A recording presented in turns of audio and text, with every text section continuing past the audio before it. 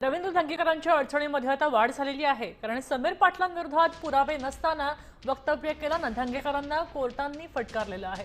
आरोपाचे कोणतेही पुरावे धंगेकरांनी कोर्टामध्ये सादर केले नाहीत, तेव्हा समीर पाटलांविरोधात बोलण्यास कोर्टाने नकार दिलेला आहे।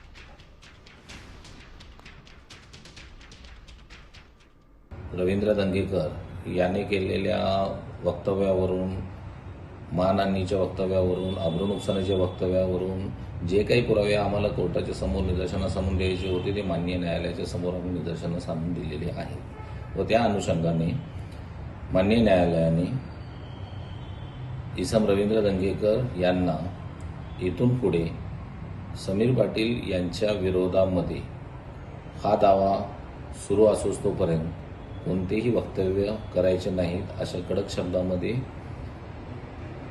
बजावलेले आहे व तसा आदेश पारित केलेला आहे। देश विदेशातील प्रत्येक घडामोडींचे लाईव्ह अपडेट मिळवण्यासाठी आता साम टीव्हीच्या सर्व सोशल मीडिया प्लॅटफॉर्मला लाईक, फॉलो आणि सबस्क्राईब करा।